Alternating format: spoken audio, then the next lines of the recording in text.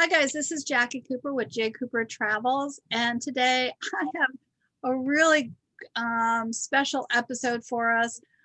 Morgan is here, and she is involved with these really sweet animals, and I want her to tell more about how she got involved in her business. Morgan, thank you so much for being here. I'm really super excited for you to share more about what you're doing and how you ended up being a pet owner of a very unique, unusual pet. Of course, I'm so excited to be here. Thank you so much for having me. My name is Morgan Berliner. I have 3 sugar gliders, and my business is called Morgs and Friends. And I ended up getting the sugar gliders because I worked in food service for a long time, and I adopted a dog. He's my child, and he knows it. And he ended up rupturing a disc. He has degenerated discs in his cervical spine and his spine that I didn't know about at the time. And he ruptured one of them in his neck, so he was fully paralyzed. And I ran into the vet with him over my shoulder, you guys have to help me. I don't know what's going on. And he ended up having surgery that week to remove, basically when the disc ruptured, it caused a lot of blood and tissue to compress the spinal cord. And he had surgery to remove that tissue. And I was just amazed at the whole process. I was just because I was panicking the whole time. And I just remember I was constantly calling and asking questions, and the techs were always super nice and super knowledgeable. And I was wait. And I was really unhappy with what I was doing. And I was just this is so cool. So I ended up starting to volunteer at the practice where I took my dogs. And it just kind of, they ended up offering me a job there, and I just started to learn. And one day I walked in, and it was a 24-hour emergency and exotic pet practice. And this was a few years ago, so I was brand new to everything too. And I walk in and I see this tiny, cute little thing, looking back. I'm with these big eyes. I'm what are you? You are the cutest thing I have ever seen in my life. And I just I kept seeing them, and it just, I'm a big believer in law of attraction. And, I had just gotten my tax return, and somebody was I had come into contact with somebody who was rehoming their sugar gliders. And the one thing to know is they're illegal in California. And so there are a couple different states: California, Pennsylvania, the 5 boroughs of New York, I believe Alaska and Hawaii, and some parts of other states I can't recall off the top of my head right now. And so you can't put them on Craigslist and different things like that. And it's definitely something I was not going to go out and take them from another state and bring them into California. But within California, my thought was okay, well, they need a loving home regardless. So I just kind of came into contact with somebody, and I was yeah, you know what? I have my tax return. Yeah, I'll take them on. And so, do you want to see them? Yeah, I would love to. So I have 3. So the first 2 that I got were boys. That's Horace and Jasper. And I ended up, I became I'm a part of a rescue group called Sugar Glider Guardians, and they're amazing. They do so much work, and they have a mentor program through the group. And at the time, my mentor contacted me about a year later and was hey, there's a little girl who's alone, maybe 2 hours away from you. Is that something where you'd want to add her to your colony? And I was yes. So do they do better in groups? Yeah, they do. The general consensus is that they do the best in groups. Certain gliders have certain circumstances where they have to be alone, but you should always plan to have at least 2 or more. And the really cool thing is, so the group guardians, they do so much for different gliders. They help with neuters, they help with relinquishes and rescues and different things like that. And I've been able to grow my knowledge and become a mentor through them as well. So it's so cool, and it's like so much fun because like I get to see like my mentees grow and like be confident. So like I started off, with like my first introductions and everything, and then it grew, and so it's really cool. But yeah, that's the one thing, is that you always want to keep them together. And so this is actually a bonding scarf. This is something that I make. This is through my business. And so my style is very alternative and very like it's funny, my customers like to call it sometimes like I have one customer who like refers to me as like a gothic princess. And so it was really hard for me to find styles because everything has to be, and we can talk about this in a little bit, but everything made for gliders has to be made very specifically with them in mind, with like very strict kind of guidelines. And so I'm looking through Etsy and I can't find anything that I like, and I can't find it. And I'm like, is this safe? Like, I don't know. And so as I kind of started spending all my money on like things on them and realizing about like a quarter of it was safe, I basically bought a sewing machine and taught myself to sew. So this is a bonding scarf, and basically it has a zipper, and then I have like a lot of neck issues, so it has a wide like strap. So it's not, a lot of the ones have really thin straps, so it's like the weight kind of pulls.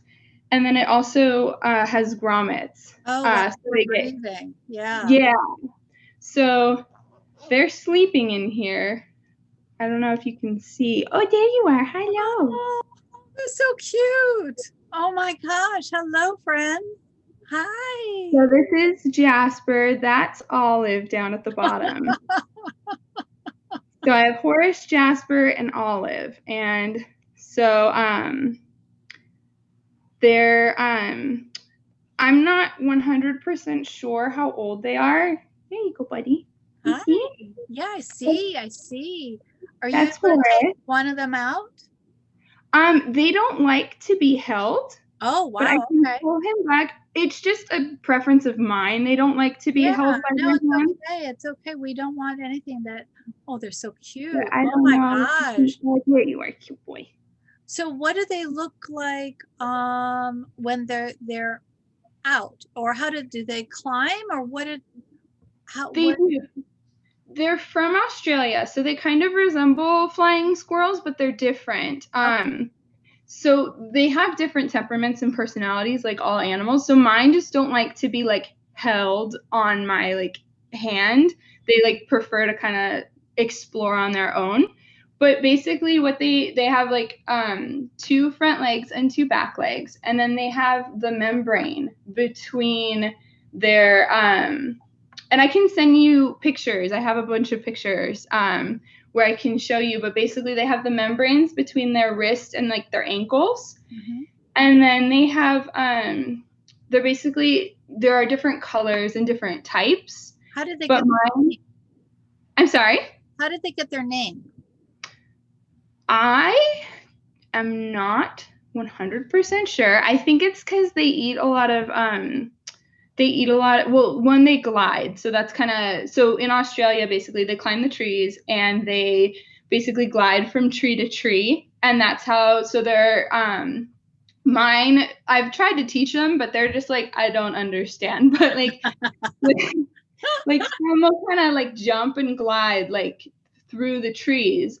And then they eat a lot of honey. They eat a lot of like sap from trees. Okay. And so their scientific name is Petaurus breviceps, and then like different people refer to them as like different things, like but most sugar gliders is kind of the accepted name. So what do they eat? So in the wild, one thing that we're trying to learn about them, they're nocturnal. And they actually just became like really big as pets in the 90s. So they are pretty new as like being kept as pets. So we're not 100% sure of every component that they eat in the wild, But a really big thing about them is we're trying to basically replicate. And when you keep exotics, the biggest thing that you try to do is you try to replicate the environment and like the food that they get in the wild. And that's how they're going to maintain basically and stay healthy. So in captivity, there are a few different staple diets that we have. And that's one thing as a mentor and through my business, I really try to educate. So the diet that I feed is basically a combination of a protein powder, honey, water, and eggs. And I make that mixture and basically I freeze that mixture. And then, and bee pollen. And, you can buy it through like different vendors. And so the protein powder, the bee pollen, the eggs, and the honey, for this specific diet, you have to use a raw honey. And that gives them like antioxidants and nutrients that they would need to get from like sap and eating the insects and things like that. And then you have to put it over a salad. So there are 5 different salad recipes that you make up and then freeze. Like it literally lasts like months. Like I have a huge tubs of it in my freezer. And with some exotics, so unfortunately with exotics like sugar gliders, chameleons, leopard geckos, you see something called metabolic bone disease. And that is generally linked to a calcium deficiency or a calcium and phosphorus deficiency. And with sugar gliders, the salad portion basically in the diet, it's called OHPW or original high protein Wambrew. And that the salad recipes have been specifically formulated to have the proper calcium to phosphorus ratio and to give them all the different vitamins that they need, vitamin A, B, and different things like that. So that's the diet that I feed. And it also has to have like certain levels of protein, things like that. And that's where all that comes from. Because in the wild, how did you learn all that? A lot of research. Yeah, and I bet. My mentor has been a really great resource as well. So she, her name's Jessica. She's amazing. She's one of the admins with Sugar Glider Guardians, and then also just research and just like and practice too. Like there's a bunch of different diets, and they all have like some different things, but that's the one that I chose to feed because it was pretty much I didn't feel comfortable taking them in until I could know. So you have started your own business. Tell me more about what you do with the business and the products that you make related to the sugar gliders. So I worked as a vet tech for a few years, and then when I moved out to Arizona, I worked as a specialty. I worked as a tech at a specialty place, so we did a lot of things with like really sick animals and ones that needed like bypass and different like stents and stuff. But I have narcolepsy with cataplexy, and I live in Mesa, and my practice was out in Scottsdale. So I was just having a lot of issues just with I was like falling asleep on my drives. The shifts were like 12 hours. And so I had actually started my business when I first, a little bit after I got my gliders, because I was pretty much just making stuff for them. And then people were like, hey, I love your stuff. Like, can I buy it? And so that's kind of how that started. And I sent some stuff to my mentor, and she was like, you should sell this. Like, this is amazing. And so that's how that started. And basically, I make things for gliders, and then people also use them for other exotics. But my main focus is gliders. They need very specific. They need things to be made very specifically. So everything has to be made with no seams that they can come into contact with, no threads, certain sizes, and different things like that. So it just kind of grew organically. And then when I couldn't work in the field anymore, it just kind of, I just kind of jumped in, and it's just kind of grown. I started subscription boxes in July, and that's grown a lot. Great. It's really cool. So every month I send out, I have 3 different tiers, and I basically send out things. There's a toy making tier where I like curate a toy for you, and then you can make it yourself and make it your own. And then I do live sessions. I go live every week on my page, and we talk, and mostly I just, I work and people come on and like hang out with me. And but we basically build that toy together. So if you're new to it or want, my take on it, you come build it with me, and I send you instructions as well. And then I have basically an enclosure tier where I make something for your cage, or I make something for like you and your glider. And then I kind of have a both tier. And now it's just kind of grown. So these are some of the toys that I make. So this one's available on my Etsy shop right now. So I'm just gonna make sure I get it into the frame here. But this is so cute. Isn't it? Thank you so much. So this is silicone. So some gliders like to chew. They need a lot of enrichment in their cage. My cage is in the living room, but I can send you a picture of it. They're really large.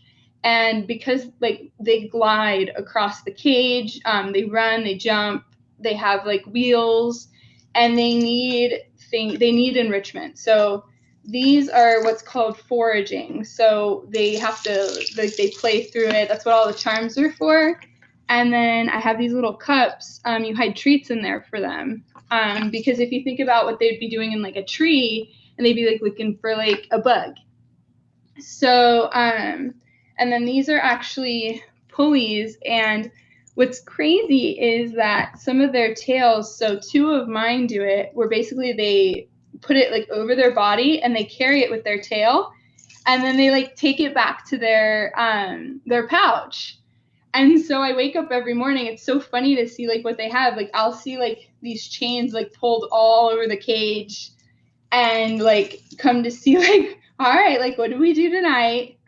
And then these are all different things that they can chew. So this is like a eucalyptus coin, this silicone. So they can chew all of these. And then like these are all things for them to like sift through and play with. And then this was actually the toy that was sent out this month. It's like a little wintry themed, and then it has these little bangles that you put on there. And so this is like a wiffle ball with all the different, has all these different charms and pulleys. That's amazing. Thank you. So what does something like that normally run? So it depends on the vendor. So the thing about gliders is that to sell things on Etsy or just kind of in general, there's no like formal testing. So there are a bunch of different groups, like especially through Facebook. So like Sugar Glider, I'm a part of 3 different what are called vendor lists. So there are lists full of vendors who basically send in their stuff. So like I am approved for like cage sets. This is like a scarf, and then the toys. So I'm an approved vendor on 3 different lists saying that my stuff has been tested and approved that it's safe for gliders. So it depends on the vendor really, yeah. But at least for me, like this toy is actually available in my shop right now, and it's $25. And then this is actually, I'm doing a big launch, or I have a big restock coming before like Thanksgiving and Black Friday. So then this is a scarf that's available in my shop, or it will be, and then this is $32. So it really just depends on the vendor, and what you're buying. But and then I have I'll show you. I have cage sets available that are you get 5 pieces for $47, and so this is awesome. Like a pouch. That's awesome. Yeah. So yeah, like a main thing that you want to look for is especially with cotton, you want to have all of the seams are basically hidden, so there's no strings that are out and available. And then for cotton especially, you need to make sure that there's that top seam and that it's tight. So the trick is, if you have trouble getting a toothpick under it, it's tight enough. And then the inner, you always want it to be fleece. So because basically they like climb in and they snuggle up in it. And then so that way, and then, you know, a big enough size, but that way, those are like the big thing. And then there's some other stuff on the inside that you won't necessarily see if you get a pouch from somebody. But the same like with the scarf is you want to make sure that all the seams are hidden and that there's nothing that takes an awful lot of work. I bet you put a lot of hours into that. So for those that are watching or listening, definitely when you get it, definitely respect the amount of work and energy that it was put in. I also want to mention to everyone that if you haven't watched or listened to a podcast before, there's a little area underneath the podcast as well as on the YouTube.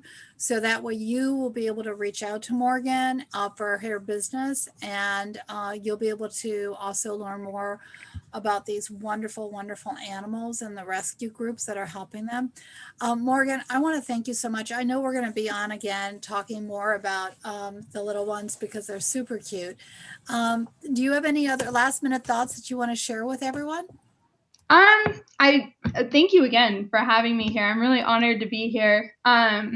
You know, they're such a cool animal, and there's something, you know, they definitely require a lot of care, but if that's something where, you know, you think that they're the right pet for you, I have videos on all the different diets on my Instagram and TikTok, and, you know, there's so many resources. So definitely, these are not the kind of pet that you impulse. So you definitely want to do your research, but you can always reach out to me. You can reach out in any of the groups, and definitely, you know, you can ask questions, and there are definitely a ton of resources out there. Thank you so much for sharing today. And everyone who's listening, be sure to subscribe both to the YouTube as well as to the podcast. So that way, as we do additional episodes, you'll get the alerts that we're doing our next one. Thank you so much. Talk to you soon.